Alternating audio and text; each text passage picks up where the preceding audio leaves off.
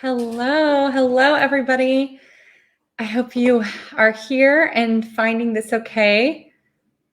Such a great day yesterday. It was such fantastic engagement. I know we're in like 3 different places, so if you're not seeing people's comments, I'll try to highlight some good ones on the screen so you can read them in case you're not all in the same spot.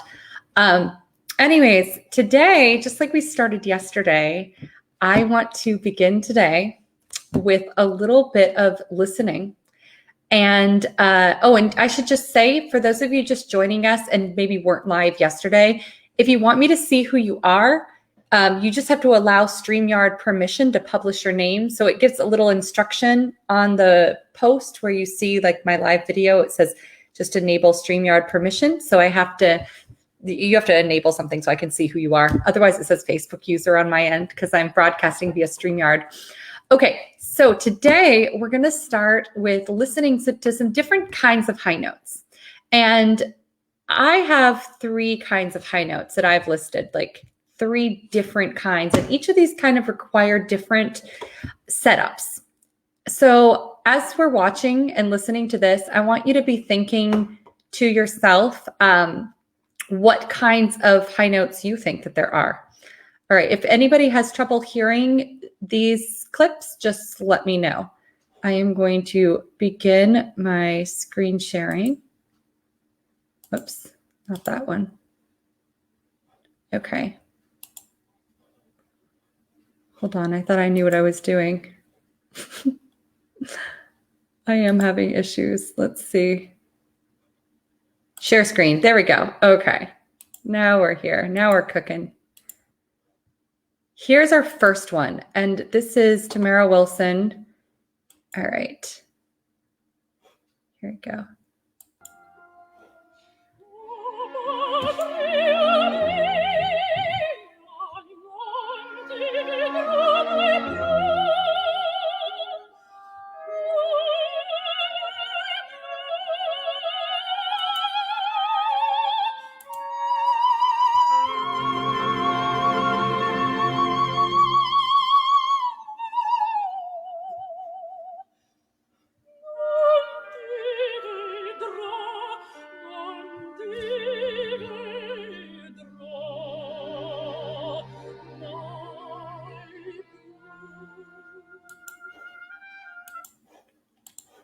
All right, could you guys hear that okay?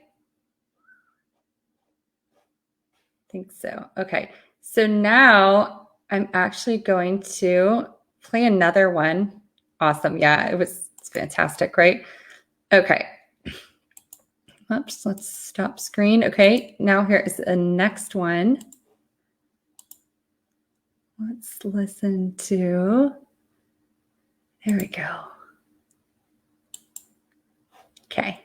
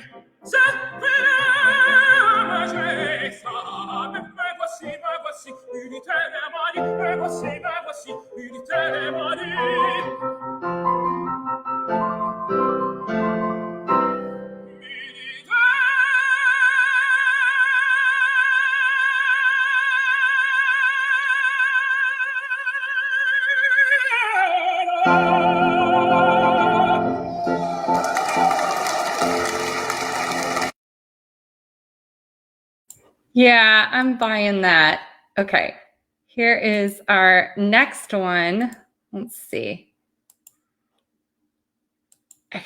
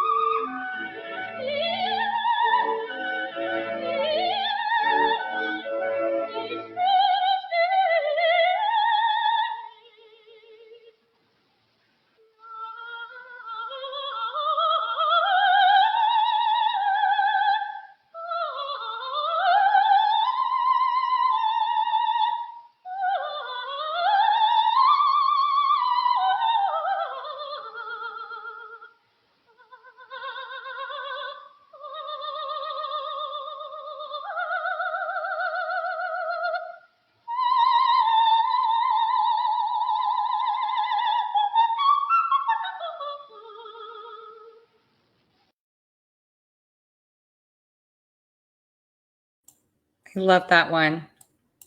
All right. Got two more. Hold on. The next one.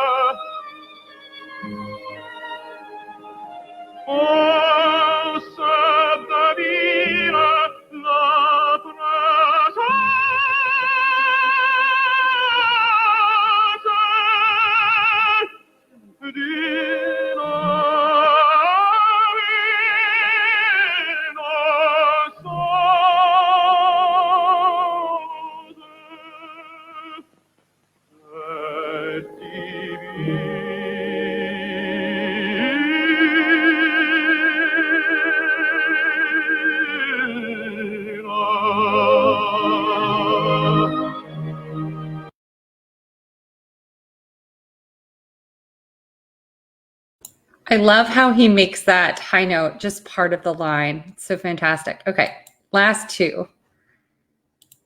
And this one is epic.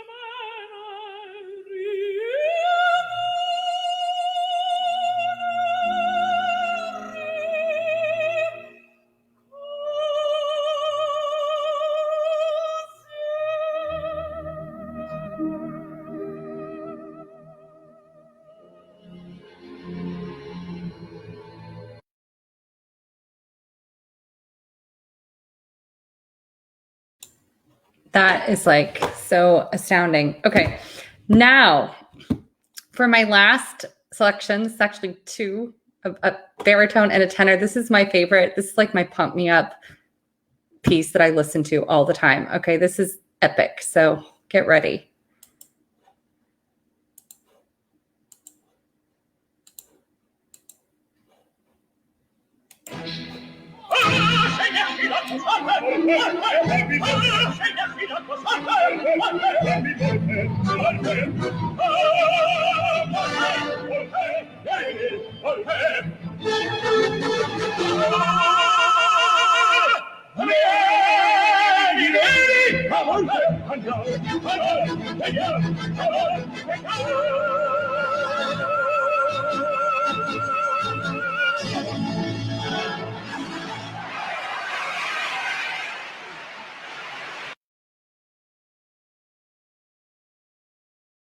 If you guys haven't watched the whole thing of that duet, you need to. It's really worth a listen. It's fantastic. Okay, so what did you guys notice about the different types of high notes that I played? I mean, some of them are pretty obvious, right? There's like these climactic high notes. I have 3 written down. This is what I wrote, and just some thoughts. We have the climactic high notes that usually requires a little bit more laryngeal stability and a fuller chord contact. So there's a little bit more vocalis muscle involvement. And we need that because we want that climactic feeling on that note. Now, as you noticed in Birgit's sampling of Visidarte, she actually had a much lighter approach to that note, yet it bloomed. So, there's different ways to kind of go about it. I was debating to play that one or another clip of Mirella Freni in Don Carlos. It's fantastic. And she chooses a similar approach, but a little bit of a fuller dynamic at the attack of the notes. Okay, so then my other number two are high notes that are within a contextual line. So they might not be, fast or like coloratura type lightness, but they are a little bit more in terms of the line involved in that. So I think of a good example of that was UC Björling. Like that note is climactic, but he didn't really approach it like that. He made it part of the line, and that is a tough aria for the tenors. So, and it involves a flexible larynx, not held down. You kind of have to allow the larynx to tilt where it needs to, and maintenance of embouchure for correct navigation. Okay, and the third kind of high note, again, these are just my classifications of sort of the flavors of high notes, is the light approach to the high notes, either stylistically or dynamic wise. And it really involves much higher percentage use of head voice, especially if you're soprano or mezzo, definitely a lot more head voice. But even for tenors, baritones, and basses, okay, it depends like what you're singing and what the context is. There'll be a higher percentage of head voice, obviously not as much as soprano or mezzo. Also, beginning with that connection is essential. So it might not feel quite as deep and connected as the climactic high note, but it definitely has all the elements. It's still a balanced sound is what I'm trying to say. The larynx should not be rising, but it's allowed to float, again, with a little bit more flexibility, especially in coloratura passages. Does anybody have any questions about that or any comments? Let's see. I really recommend buying Tucker and Merrill's 1960 RCA Victor Requiem Bohème with, I've heard that it's fantastic. Yes, I actually have that. It's great. Okay, so I'm going to go into the basic setup because today we're going to dive into some exercises. Today we're going to cover basic setup of essentials for good high notes, right? Like not too high, but just solid setup. Tomorrow, we're going to be going into mindset and whistle tone. So you're going to want to stick around for tomorrow's presentation. Okay, so the basic setup of high notes. And people can argue with me on this. I know there are some people on the internet that completely disagree with this, and I will stick by this until the day that I die. The tongue must be up and higher in the back. It just must be, okay? So if you are, I can say that this is in my opinion, and yes, it is my opinion, but it's also kind of fact. Because if the tongue is dropped down or pulled down, you're putting pressure on the larynx. If you just think about it logically, like it, in no way should you be letting the tongue fall down onto the larynx. You just shouldn't.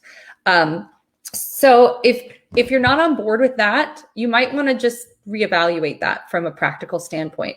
Because if you do think that you're producing your sound with the tongue flat, and again, this really depends on how you're set up, how your face and how your jaw is set up, depends on how you feel where that relationship is in the mouth, right?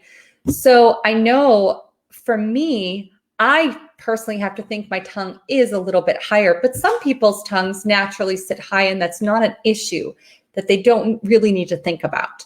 So you just need to know where you are on that spectrum. But if you look in the mirror when you're singing a high note, okay, I wish I could demonstrate this. I tried to demonstrate this in the mirror with myself to see if I could do this for you guys, but I cannot make my tongue do this anymore. It used to do this naturally.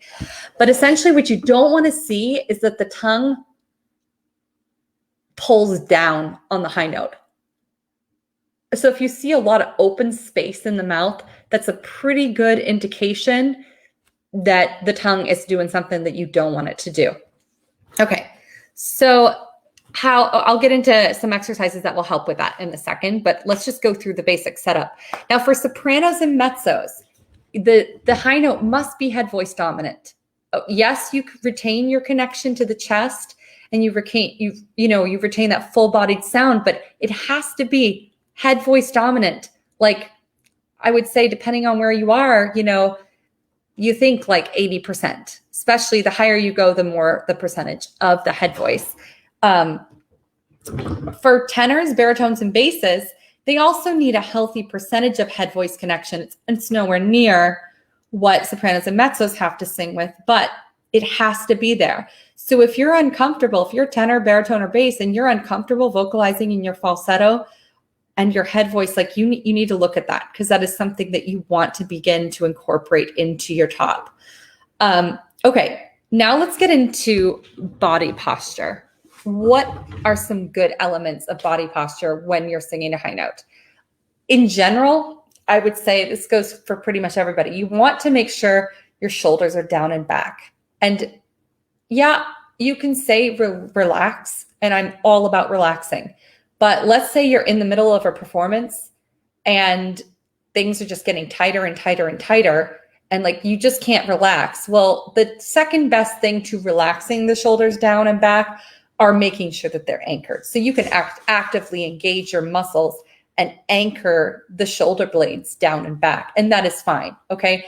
Remember, big muscles should be working. Big muscles in the body, it's okay for them to be working. The other thing is you want your chest relatively high, okay? So if you feel like there's compression here that you're kind of being pushed in, that's something you also want to maintain. You want to, yeah, you definitely want to lengthen your neck. Absolutely, I'm getting to that. So when the shoulders come down, the neck will feel tall and long. And now this is where it gets a little tricky. So you got to play around, because you want the neck to feel tall, right? And like relaxed in the back. But there will come a point, especially if you're soprano or mezzo, that the head does start to tilt like this, because if the jaw is operating correctly, that upper jaw is lifting. So there will be a little bit of movement there, but it's not compression. So it's not like you're doing this motion, right? But doing that motion. Okay, now let's talk about posture in the face. This is important. I have not seen anyone sing a good high note looking like this. It just doesn't happen, okay? Now, it doesn't mean that I'm not a proponent of the smile technique, which like that's one way to keep these muscles involved for sure. But I don't necessarily believe that you should be doing that all the time. It's a good place to start if you have real trouble activating these muscles while you're singing. But this kind of embouchure is not really going to help you. Let's see. I've been having chest pain when singing lately. Does this mean my posture isn't open enough? I hadn't noticed incorrect posture. I honestly don't know, because chest pain, that sounds, I'm not sure what you mean by pain. Does it feel like tightness? That's, maybe you could elaborate on that. Anyways, okay, so you want to keep these muscles right below your eyes. Think about if you're talking to somebody. Like if I was talking to you right now and I was talking like this, okay, and you turned on the Facebook Live and you were like, who the hell's this woman? Okay, it doesn't look very engaging, right? Same with when you're singing. So these muscles are very important, and that is what you want to be engaging when you're singing all the time. But especially what I notice happens is people can maintain this, and then they get to the top, and for some reason this drops. Okay, so that's something you want to watch, that this does not drop as you're ascending. And that's usually a reaction to something else that's going on the inside. Okay, my change point was to realize that in order to get my tongue up, I must think of it in a floating way, not pushing it up, because that is just like pushing it down. Absolutely, Siderio. Yes. Okay, let's put his comment up there. Yes. You can't push it up. No. However, I will say, just like the shoulders, sometimes you do have to go through this ugly duckling phase of like feeling where that position is and anchoring, because not everybody can start from free and released always. Sometimes you have to find that position and get that there so that you can understand where that is, and then you can work for freedom within that. It's okay to go a little too far as long as you know what you're doing. Okay. Yeah. Smiling also helps lift your soft palate, giving more space for the high note to resonate. Yes. But with the smiling, so let's talk about the smiling, right? We activate these muscles. But what you have to be able to do as a singer, and this is the tricky part, is you have to be able to keep these muscles contracted while changing your embouchure. So if you cannot do this, then you need to work on it. Okay, because you have to keep these muscles engaged while allowing the embouchure to be flexible. So it doesn't need to be like this in order to keep the cheek muscles up. So that's very important. And for most singing, except in the extreme top for sopranos, you're going to want to keep this rounded embouchure in general. Now, I'm not talking about this. Okay, that's a good place to start. Again, like keeping the tongue position and maintaining. You might have to go a little too far to find where that is. So some people do overdo this, to find that position. But then eventually you're going to want to come back and find some flexibility in that embouchure. So when we're talking about this narrow embouchure that doesn't spread, we're not just talking about what's happening here, but we're talking about what's happening in the chamber, like in the pharynx. Okay, because it's very easy. You can sing, oh, but you can also sing, oh, which is like, what is that, right? So you can spread the back of the throat. So both the front and what's going on inside has to maintain that tallness and that narrowness. Okay, so now let's get into some exercises. And if you guys are in a position to do so, I'd love you to try these along and let me know what you're experiencing. So we're going to start with light production high notes because it's the place that everything is hinged. So as we're working on this, I don't want you to think you're doing anything climactic here. But the important part is to allow a lot of squeaky and squealy overtones. All right. I haven't been a tenor or a baritone. I haven't experienced that inside my head. But feedback is that, yes, it does get overwhelming and it does feel a little bit like, whoa, what's happening here? But I know for myself, it's extremely squealy and squeaky. And like my neighbor who's here and it's evening, like is not always happy about me singing. And I can understand why, because if it's the sound that I hear in my head, then yeah, it's pretty obnoxious. So why I say that is because I don't want you to shy away from that sound as we do these exercises. If that's not your problem, if you have a problem that you need more roundness in your high notes, then we're going to get to you. But let's start here and make sure everybody's kind of got this baseline, because sometimes what a thin high note production, if somebody tells you that your high notes are thin, you think that you need to add more depth. Sometimes it's not that. Sometimes you need more of this squealy overtone, more of this head voice and twang connection, and that actually fills out the note, so it's not so thin. So it may not be what you think that people are telling you. You may have to do kind of the opposite. Okay, so so don't worry yet about adding too much depth, right? Like, of course, we don't want the larynx to come up, but I don't want you to think about really like connecting to the bottom. Like, don't sing a big climactic Puccini high note right now. Okay, and you've heard sing as you speak. Have you heard that?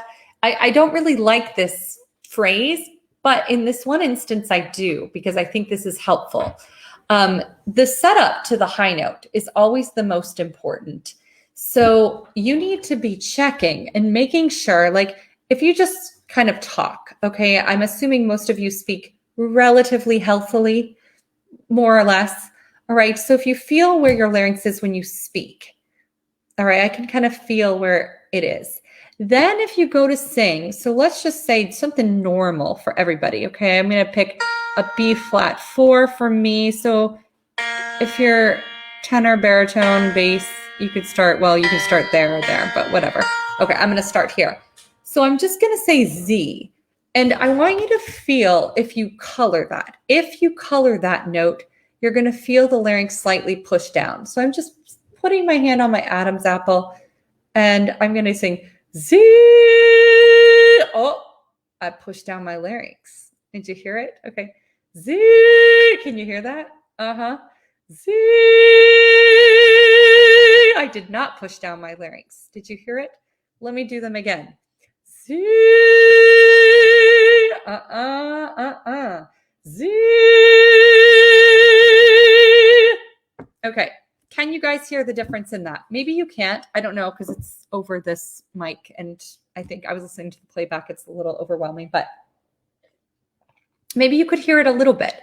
So why I'm saying that is because when you're doing these exercises, you need to be checking that you're not pushing down on the larynx or yanking up, but just make sure you're not pushing down first of all. Okay. Yup, you heard that. Okay, good. So now let's do this Gaga. This is the Gaga test. And this goes for everybody. So you want to start somewhere low in your range. I'm just going to pick wherever I want. Okay, I'm going to start on F4. So we're going to start somewhere like where the top note is only in the passaggio or something, not too high. And we're going to do ga, ga, ga, ga, ga, ga, ga. The G is articulated in the middle of the tongue and in the middle of the mouth space. And when you retract the tongue for the G, instead of thinking the tongue retracts, think that the palate lifts off the tongue. Okay? If you are having trouble doing this, it's a sign you're probably over darkening your voice. So I'm going to take this out so I can hear myself. And it's 1, 3, 5, 8, 5, 3, 1. Ga, ga, ga, ga, ga, ga, ga. Ga, ga, ga, ga, ga, ga, ga. Ga, ga, ga, ga, ga, ga, ga. Ga, ga, ga, ga, ga, ga. Can you guys just try that and let me know what you think, what you feel? I want to see if anyone's having problems with this. Because as you get higher, here, I'll do a couple higher as you're writing in, the overtone is going to get a little bit overwhelming, okay? Ga, ga, ga, ga, ga, ga, ga. Ga, ga, ga, ga, ga, ga, ga. Ga, ga, ga, ga, ga, ga.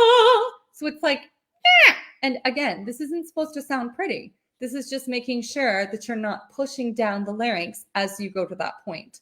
So it should feel very easy and pretty pingy. Anybody having issues with that?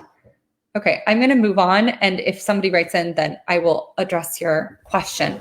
Okay, so you can tell if you're holding in the middle voice with that test. So whenever you're having trouble, go back to that because you'll hear that ugly sound that comes through in the Gaga exercise. And you'll know if you're overweighting or not, okay? So this next exercise is something that probably if you were in choir, you might have done this.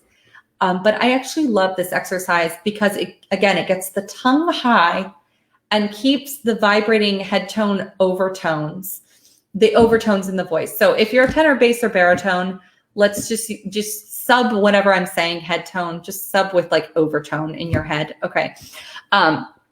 So I like to start this for me around a B4 and it's sing-ah, sing-ah. So the NG releases into the top note. I will totally trucos the Gaga exercise. Wait, what do you mean? Okay. I don't know. As we go higher, I can no longer articulate the G. Oh, yes. Okay. So this is important. If you cannot articulate the G, it means that you are pushing down your larynx. All right.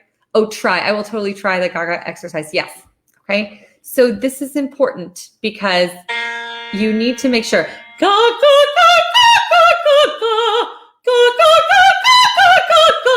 Now, obviously, if any of you have heard my recordings, like I don't sing like that, okay? But that is a way to make sure that I'm not pushing down my larynx as I go to the top. So if I was, I wouldn't be able to articulate that G. I'd be doing something like this. And it would be like that, okay? So that is definitely important if you're having trouble. You might want to move the G a little farther forward in the tongue. Go, go. And I like to think that there's a little French nasality in all of my top note singing. That just helps me a little bit. Okay, so the sing-ah exercise. We're going to start on 5. Okay, so sing-ah, sing-ah. Okay, sing-ah. what I'm doing is I'm vibrating on the NG. Sing.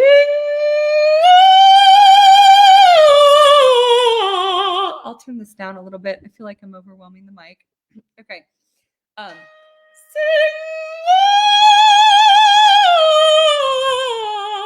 Now I want you to notice my release from the NG into the ah vowel. I don't do this. I don't do sing ga and push down the tongue. Sing ga. Then you know you're wrong. So what you want to do is vibrate that NG. Sing.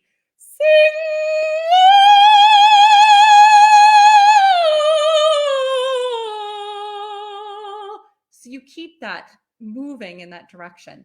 Don't take this any higher than you feel is comfortable. What you're going to feel is that as you get higher, the overtones are going to get very intense. It doesn't necessarily feel loud, but it feels very obnoxious. Okay? Sing.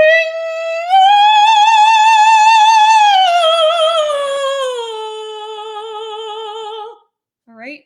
So that's one exercise. Are you guys trying these at home? Or maybe you're just watching. That's okay. If you're watching for now, you can try that. But if you have experiences, let me know what you're feeling. Okay. So now this is another exercise that is really good if you have trouble, because that one's sometimes tricky because you kind of want to hold on since it's a slow exercise. This next one, you can't. Okay. You absolutely cannot hold on because you've got to go fast. But I have a couple different vowel combinations, and I'm going to tell you when I use what and why. All right.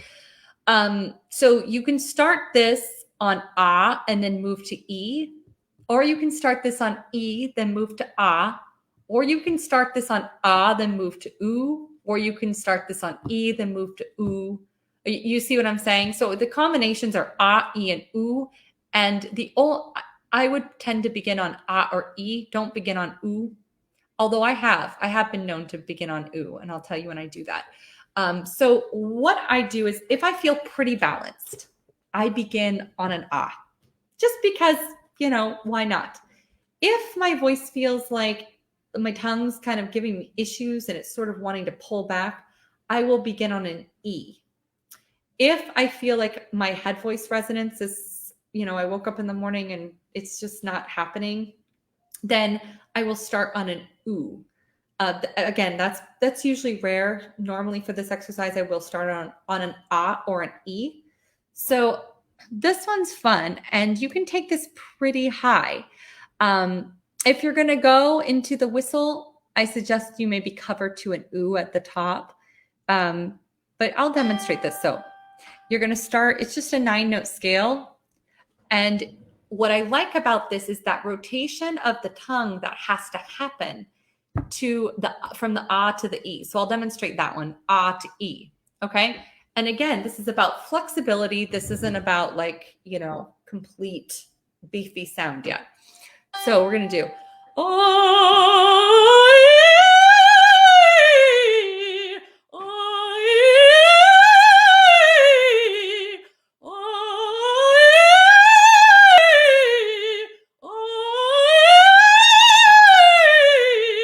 Now I'm just kind of playing around where I change vowels. It's very flexible. Feel where the voice kind of wants to do what. All right. And this one is great as you get higher. Okay. Let's do this one, and I'll be going to the C. Whoops. Or actually, I did an 8. I did this. I did the other exercise. Sorry, guys. That's okay. Let's stick with the octave right now, just so that I don't change the exercise on you mid going. So you're going to feel that lift, all right, behind the teeth as you go up, but without changing really a lot. So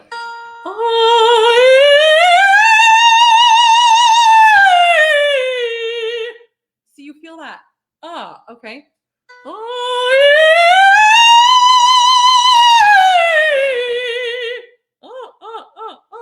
And you keep that, but the E helps you keep the tongue up.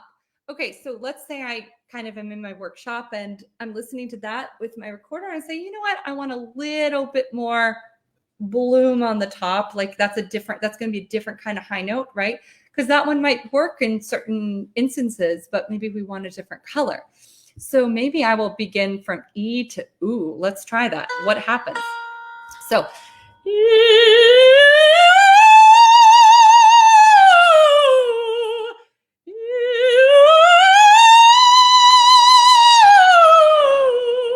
so what you can do is you can get a little bit more play, but what I'm taking good care of is when I change these vowels, especially at the top, I'm really not thinking of a vowel. I'm thinking of tongue position and I'm thinking of space.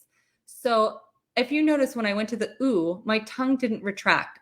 Oh, so the ooh is formed with the tongue being high against the teeth. Ooh, and then the lips round. Ooh, or ooh, depending on how high you are. And if you're really high, they don't round that much. Okay, just a little bit. So those are kind of that's what I like to do in order to decide, okay, what vowels do I need for what? And I think that's important. Okay, if you does anybody have any questions about that? Please feel free to write in whenever you want. Ah to E works for me because I have naturally more resonance on E. Yeah, so Beatrice, you have more resonance on E, probably because the tongue is not retracting and the chords come together easily on E. What I like to do, actually, this is off my script, but I'm going to show you a fun exercise anyways. So I like to do this E, E. So I'm like E, E, E with my tongue, but I'm rounding my lips to keep that. So if I begin really low, E, I stay in head tone, E,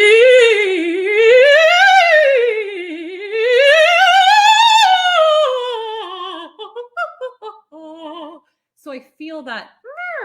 I think that exercise, I don't know, I think that's like Rachel Willis Sorensen's exercise or something. Anyways, but I do that one on a kind of umlaut, just to kind of keep the position. So you could even apply this to any kind of scale passage that you want to do. You can even do this on an arpeggio. Again, it's not so much about what exercise you're doing, it's about how you're doing it. So that's why I want to spend more time talking about form, because we can really make up any kind of exercises we want. You can do arpeggios. Oh, and another one. Okay, well, we're getting there. Yeah.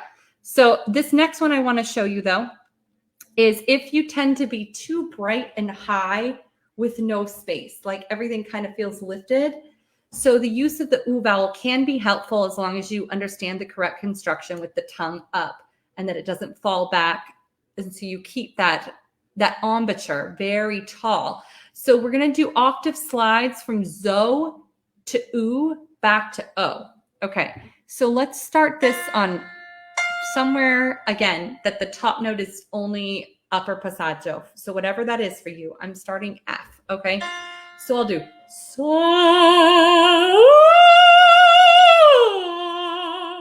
so, so. Now it's getting very screamy in my head. It should be getting screamy for you too. So, but I'm keeping this tallness. So, so. And one thing I should say, let's talk about breath pressure. Because what I'm not doing is I'm not tanking up. I'm really trying to sing with the smallest amount of air possible. So if I do that one again. So,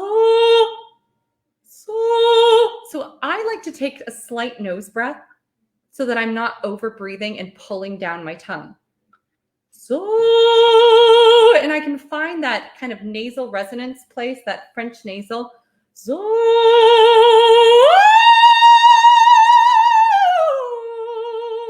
and then I can get that more pianissimo float as I go up.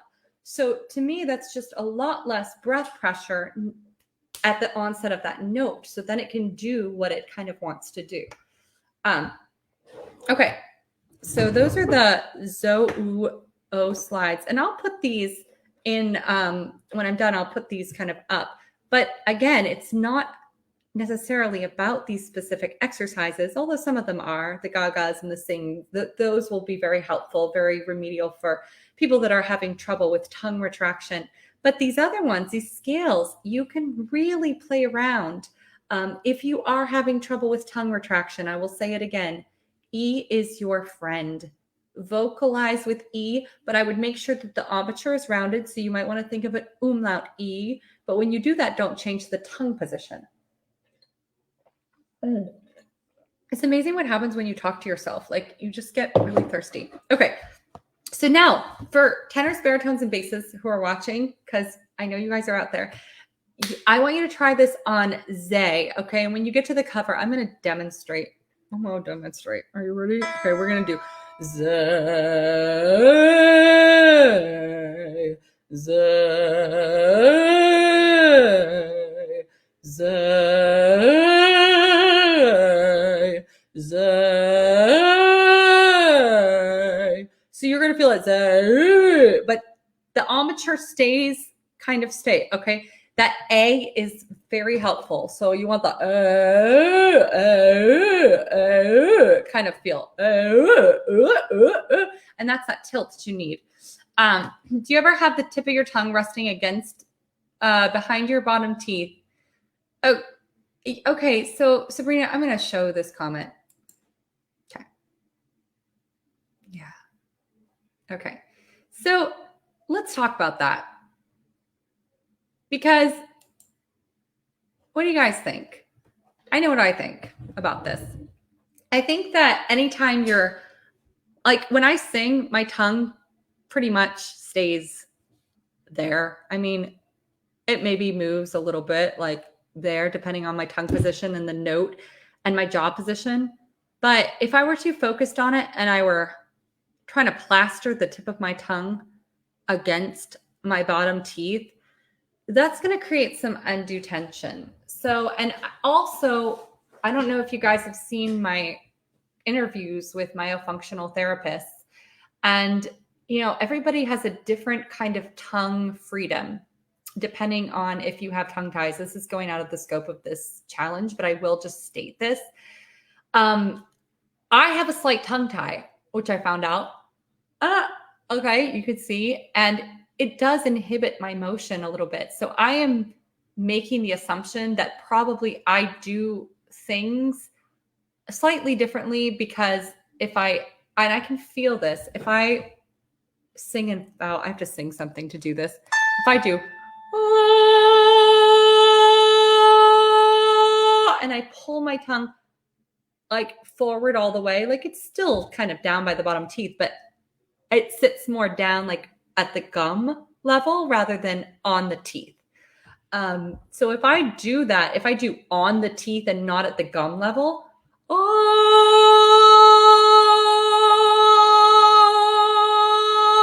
I'm actually kind of pulling at my hyoid bone. All right. So you can hear it in the sound. It's not quite right. And I can feel that it's not quite right.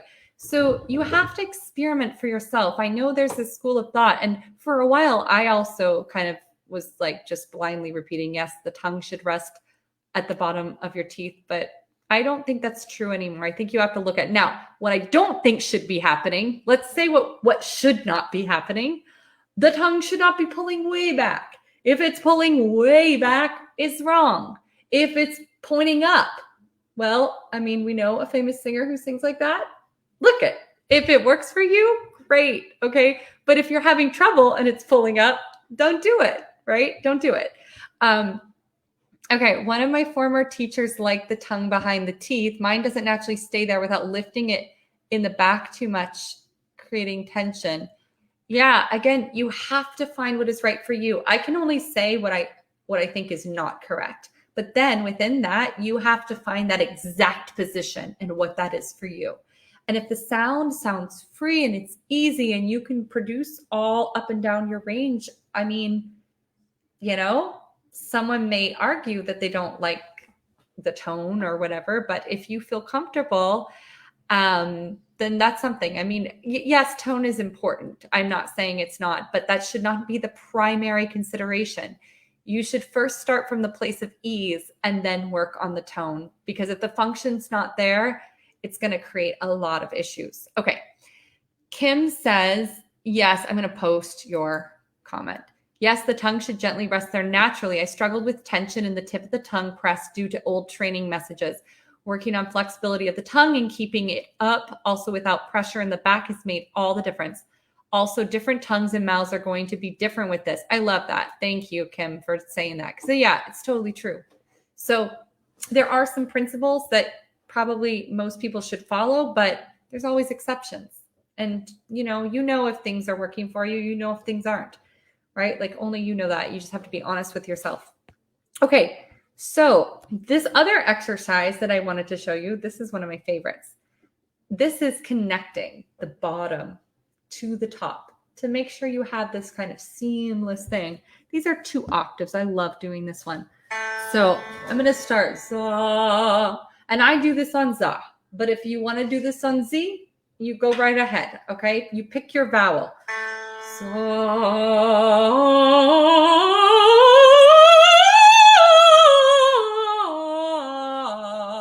And the goal is that this doesn't change a lot. Okay.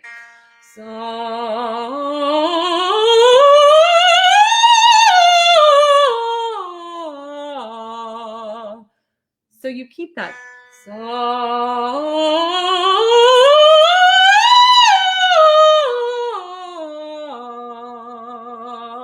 So you can feel that whole connection. Does the whole range work?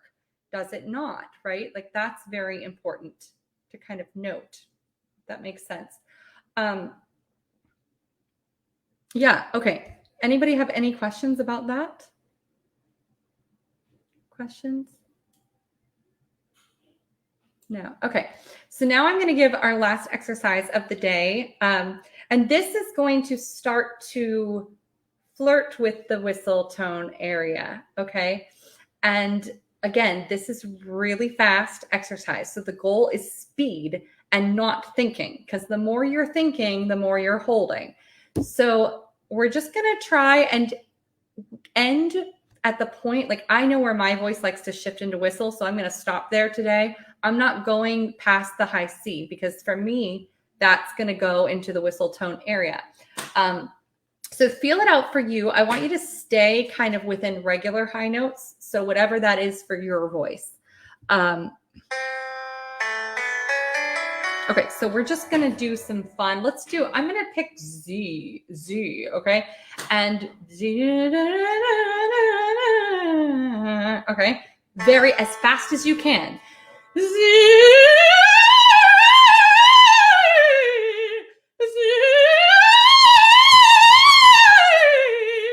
all right, give that a try. Don't think. Now, if you're having trouble with this, actually, if you're having trouble with any of them, okay, I'm going to move. And I'm going to see if you can still see me. So I want you to, let's see, I can stand here so you guys can see me. All right. So you're going to just bend down and you're going to feel the neck completely relax. All right. So you can just kind of shake this out and you can try this.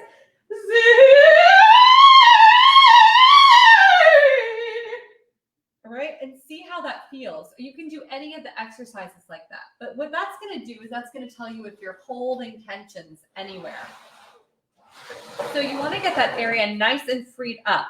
And it should sound, I know we said we weren't going to loud, but what we're also not doing is trying to sing soft.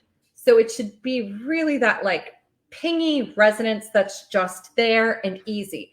Not trying to add any heft yet to that sound. Okay. Does anybody have any questions on that?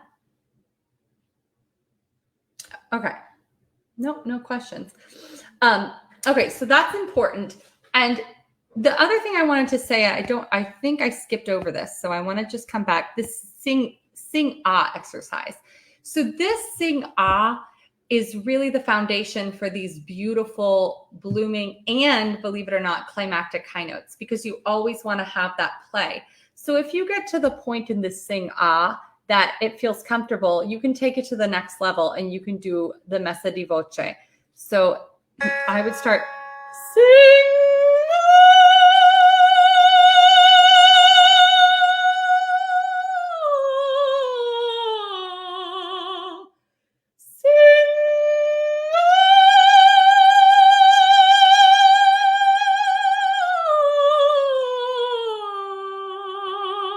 And see if you can play within that. See if you have dynamic variation. Because if you don't, if you feel like it's just sing ah and like out, then you need to find that finesse. So only go, remember, like I said yesterday, it's a quote from somewhere. We're still trying to find out where, but it's not how high you get, it's how you get high. Okay. So the other thing, I want a little asterisk on all of this, because while we want notes to be free and floating, we also want to make sure that the larynx is stable. So what you want to make sure of is that when you start these tones here, that you're not allowing the larynx to kind of wobble. Z, you hear that? So I'm adding weight, and I'm also like basically destabilizing my larynx. So you want to begin with this real nice, thin, easy production. Z with an actual vibrato is, right? And if you're a guy, you Z, not Z, right? But just that easy kind of like nothing place. That's where you want to start from. And then you can bloom into that. But if you're starting with all the gas going forward into that note, you're going to have problems getting up to the top. And in fact, as a general note, as you're looking at your repertoire and repertoire planning, this is important because you need to know where you need to lighten up the registration. And usually that's in the middle voice. And usually that's where people really want to give more color and more sound. But you got to learn to save that, right? And like not give in to those instincts, because what you think is happening, the color that you think is happening, well, it might be happening, but you're losing overtone. So it's costing you. You're not able to be heard over the orchestra as easily. And it's just making things muscularly a lot harder than it needs to be. So I really think that that is something that you need to look at as you're planning your repertoire. For example, this is the example I have written down because we were just watching Birgit Nielsen singing Visidarte, right? And at this part, when it's all these B flats, okay, and on the staff,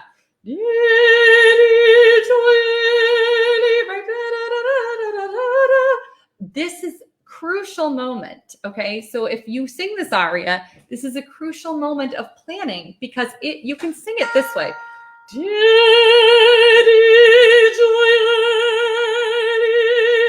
But you're going to literally die on the top note because there's just going to be too much vocalis muscle engagement. And unless you really can do that, unless your instrument is just like able to do that, you're probably going to have difficulty. So what I suggest is that you re-registrate that note.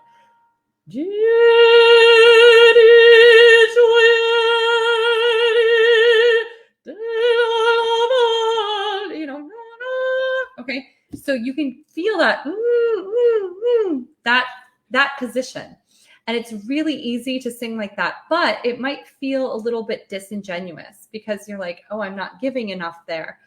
Does anyone know or have a confusion about what I mean when I'm talking about re-registering things? Is that confusing to anyone? If it's not, that's great. I'm glad. Because that's the number one thing that you've got to look at when you're going to the top is how you are approaching those middle notes. Because you can sing them in a variety of ways, right? And so even if it's important, even if it needs to be energized, and you can still do that, but in the correct registration. So like in this example, you're not going to do because that's all muscular.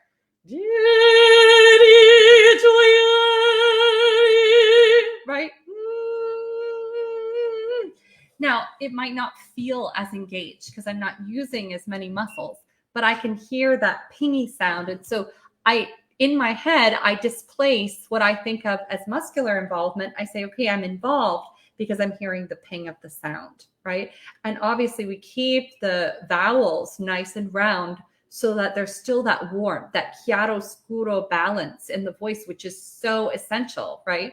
And everybody has their own balance of chiaroscuro. So please don't try to copy somebody else's balance of chiaroscuro because it won't work. It is important that you find that balance for yourself. Okay, so I am wrapping up today because tomorrow we have a really amazing day. I've saved the best for last because, we have to build in kind of stages here. So tomorrow we're going to be talking about whistle voice and climactic heavy or high notes and how to navigate that. And we're talking about mindset. And that's probably like the most important piece of the equation for a lot of people, even if it's technical things that you struggle with. Again, like we said yesterday, mindset is one of the biggest indicators of whether it's going to be successful or whether it's not. Okay.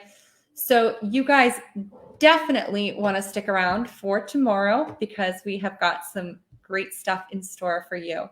So with that, I will post some of these exercises, and I forgot to assign you your homework. Okay, well, the homework's easy actually because your homework, if you are brave, and remember, there's points that you can earn from posting your homework. Your homework is to post examples of these exercises in the group. Okay, I know that sounds scary.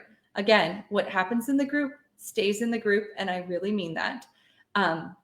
Post examples that you feel comfortable sharing, and I want to hear your experiences. You don't have to do all the exercises, but I'd love to see you do at least one or two and tell me your experiences with that.